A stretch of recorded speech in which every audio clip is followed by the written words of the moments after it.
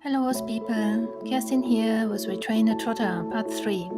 So today I'm sitting on Isaiah. He is with me for 2.5 weeks and I rode him a couple of times in the last few days. And first of all, I start here with walk and hold. I just check if my brakes are working. So I don't really care how he is standing when I'm holding. I just want him to respond.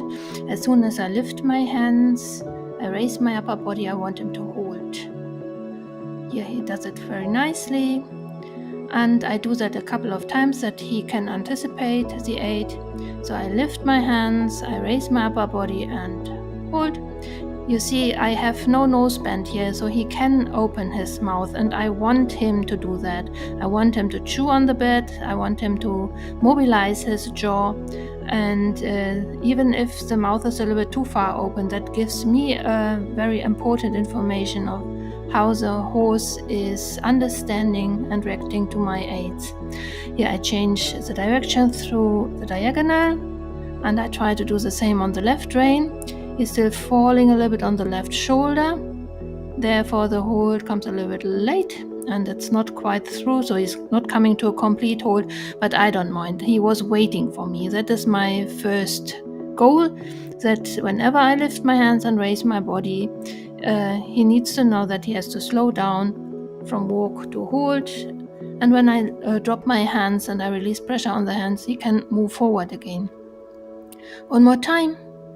You see, he's opening the mouth, but then he's not bracing too long. So it's just he's lifting his neck base. That's another important thing. What I want, I don't want him to pull down with his nose. I want him to lift his neck base to keep the poll as the highest point and come to a proper hold. So I change once more through the diagonal, and as you can see, I move both hands to the inside so that my outside neck rein is actually pushing the neck base to the left. And I come again to another hold here just to check if my brakes are working, and I keep going in walk, right rein. So next thing I try is, you see, I slip with my weight on the right cheek of my butt, and I try to introduce a little bit of shoulder fore. I try to direct the front feet on a smaller circle than the hind feet. We did that last time in hand, and now I try the same story when I'm sitting on him. I direct the front end on a smaller circle. Here I come to another hold just to check if he's listening to me, and also to regain balance. Whenever I feel he's rushing and he starts stumbling, I just come back to hold. And you see here, front feet on a slightly smaller circle. He's resisting a bit, but then he keeps going. And I want him to move his inside hind foot a little bit further under my butt. When he can do the shoulder in, he can do the counter shoulder in left rein. So I just changed my direction through a figure of 8, because he is now flexed and bent to the outside, and now he has to describe the longer way with his right front foot in front of the left one. Yeah, and even with the hind feet, he has to cross slightly, so he must be aware of all 4 feet. And smoothly I come back to a shoulder in right by simply changing through a figure of 8. So now I release a little bit the reins. I give him a longer rein because I feel it's hard work for him to keep his neck in this position. It's like when you're looking too long on your smartphone, you might feel that ache in your neck, and I think for the horse it's the same. So in between I have to allow him to go with a longer neck to release a little bit the muscles, to relax the muscles. Here I'm on the left rein. I try the same on the left, shoulder fore on the left, and I change my direction through a figure of 8 so that I end up in the counter shoulder in right. So we have some resistances here and there, but it's the most important thing is that he understands the pattern. That he understands what I want from him, and he does so. Every now and then I can touch him with a whip on the outside shoulder to give him a cue that he has to cross with the left front foot in front of the right. Now we are in a leg yield, And I will change the direction once again through a figure of 8, and I end up left rein. I try a little bit shoulder 4 before I come to another hold. Again, he's not standing square, but that's not important. Important is that he understands my breaks.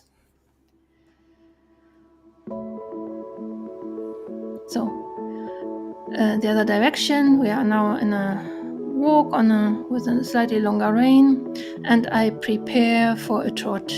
So that is one of my first trots with him. So before I tried a little bit sitting trot, but he would rather go in a saddle rack than in a trot. So now I decided to go rising trot, and he stays with me. He's not getting too fast.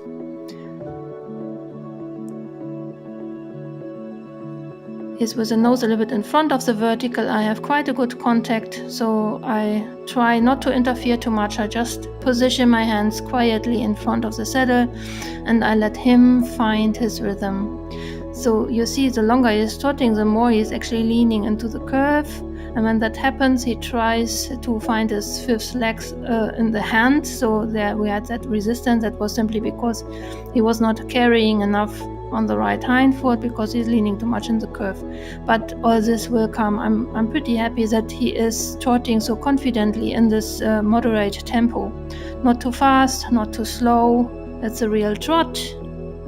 And I can change through the diagonal even in trot. We have some head shakes here and there, but that's normal. So even with a normal horse, I would say, not only with the trotters, when you just start them, they have to adjust a little bit with their neck here and there to rebalance. As you can see, maybe I move my right hand towards the fence to give him a cue that he has to go closer to the wall. And I move both hands here a little bit towards the right to shift the shoulders between my two reins a little bit further towards the fence, that he stays at the perimeter because he tries to fall in. And again, I can change from the left to the right, even in trot, without losing too much rhythm. Here we are in a walk. He's resisting a little bit because he's getting tired. It's very hot, and he had already a little bit of a workout on the lunge before I started riding. So when I realized that he's getting a little bit fed up, I go back on to his easier side. So on the left rein, he seems to be a little bit stronger. So I want to finish on a good note, therefore I go on his better side, that I don't risk too many head shakes. And I just ask for 1 or 2 transitions to the trot. I open my fingers, click with the tongue and trot, so he's listening nicely to my voice.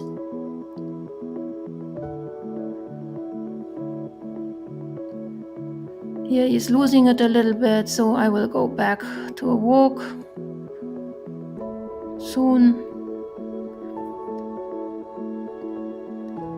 And maybe you can see that I'm rotating my upper body quite visibly towards the left, just to give him a clue that he has to, I want him to do the same with his shoulders. So I give the horse will always try to put its own shoulders parallel to mine, and because his shoulders are pointing a little bit too far to the outside, I rotate my shoulders quite visibly towards the left.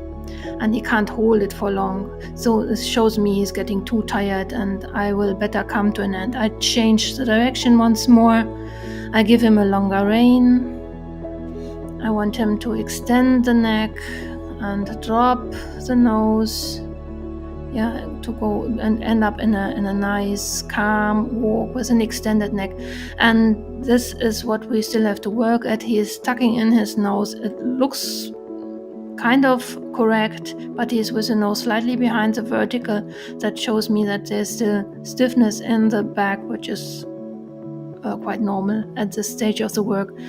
But I invite him to stretch out his nose a little bit further and to relax the upper neck muscles.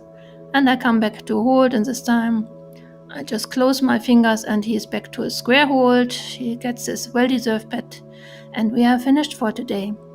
So if you like my content, please like and subscribe. give me a thumb up. See you next time.